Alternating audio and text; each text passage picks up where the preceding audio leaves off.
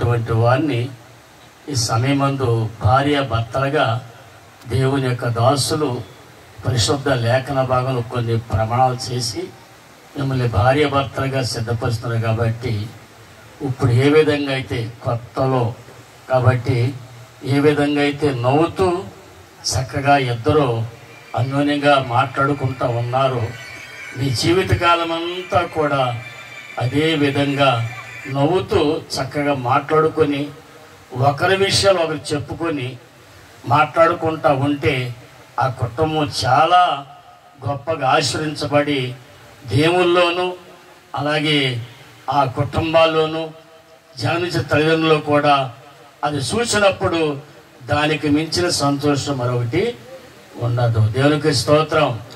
పరిశుద్ధ లేఖన భాగంలో బైబిల్ గ్రంథంలో ఎక్కువగా రాయబడింది స్త్రీల గురించి రాయబడి ఉంది. ఎవరి గురించి చెప్పండి? స్త్రీల గురించి రాయబడింది. జ్ఞానవంతురాలు ఇల్లు కట్టును, గుణవతైన భార్య దొరుకుట అరుదు, యోగ్యురాలు పెనిబెటికి కిరీటం, తర్వాత భార్య దొరికిన వారికి మేలు దొరుకును. ఇంకా చాలా విషయాలు స్త్రీల గురించి ప్రాధాన్యత దేవుడు ఎందుకో ఇచ్చాడు. పరిశుద్ధ లేఖన భాగంలో కూడా ఎక్కువ పర్సెంట్ స్త్రీల గురించి రాయబడినట్లుగా మనం దేవుని యొక్క వాక్యంలో చూస్తూ ఉన్నాం.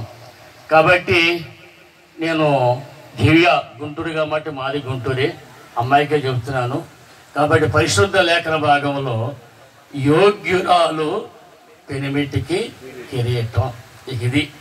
కాబట్టి ఇంతవరకు జన్మనిచ్చిన తల్లిదండ్రుల దగ్గర ఏ విధంగా అయితే యోగ్యమైన ప్రవర్తన కలిగి ఉన్నావో, ఒకవేళ చదువుకునేటప్పుడు చదువులో మాస్టర్ల దగ్గర స్కూల్లో యోగ్యమైన ప్రవర్తన కలిగి ఉన్నప్పుడు మంచి చదువు చదువుతారు, ఆ మాస్టర్లు కూడా మెచ్చుకుంటారు. ఇప్పుడు వివాహ వయసు వచ్చింది కాబట్టి తల్లిదండ్రులు వెనక్కి ఆ యొక్క వివాహాన్ని సిద్ధపరిచారు. కాబట్టి నీ పెనిమిటికి కాబోయేటువంటి నీ భర్తకు నువ్వు ఎలా ఉండాలి? యోగ్యురాలుగా. ఏంటమ్మా? యోగ్యురాలుగా. యోగ్యురాలు పెనిమిటికి కిరీటం. యోగ్యురాలంటే అయ్యగారు చాలా విషయాలు చెప్పారు. కాబట్టి తగ్గింపు కలిగి, విధేయత కలిగి, లోబడి, ప్రేమించి ఇవన్నీ కలిగి ఉన్నప్పుడు ఆ భర్తకి ఎలా ఉంటుంది చెప్పండి? కిరీటంలాగా ఉంటుంది. కాబట్టి ఆ తర్వాత ఎవరన్నా వచ్చినప్పుడు గయ్యడలాగా బాగా కలిసిందనుకోండి, బయటికి వెళ్ళిన తర్వాత చాలా విధాలుగా ఆ భార్యని మాట్లాడుతూ ఉంటారు. కాబట్టి పరిశుద్ధ లేఖన భాగంలో రాయబడిన మాట యోగ్యమైన స్త్రీ. కాబట్టి పెనిబెట్టికి కిరీటము.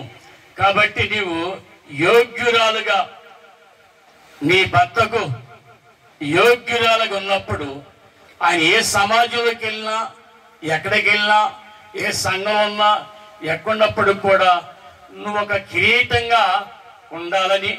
కాబట్టి ఎఫెసీ రాసిన పత్రికలో క్రీస్తు ప్రభువారు సంఘానికి కిరీటంగా ఎలా ఉన్నారో నీవు కూడా కుటుంబానికి భర్తకు కిరీటంగా ఉండగలిగినప్పుడు దేవునికి కూడా సంఘానికి కూడా కిరీటంగా ఉండగలుగుతావు. కాబట్టి యోగ్యురాలు పెనిమిటికి కిరీటము. కాబట్టి యోగ్యురాలంటే ఎవరొచ్చినా, ఎవరు ఎన్నన్నా, నీ భర్త ఎన్నన్నా, లేకపోతే కుటుంబ విషయాలు ఎన్ని పరిస్థితులు వచ్చినా కానీ యోగ్యురాలుగా లోబడే మనసు, తగ్గింపు, విధేయత కలిగి జీవించినప్పుడు ఆ స్త్రీని జీవితకాలం అంతా చనిపోయిన తర్వాత కూడా ప్రజలు ఏం చెప్పండి? కొనియాడతారు. ప్రజలు కొనియాడతారు.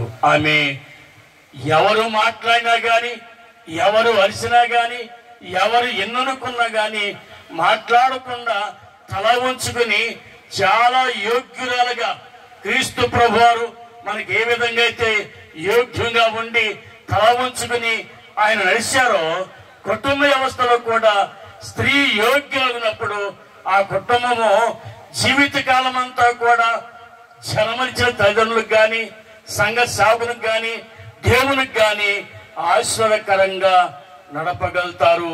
ఆశ్చర్యకరంగా చూసే ప్రజలు కూడా ఆ స్త్రీని చూసినప్పుడు అలాంటి విషయాలు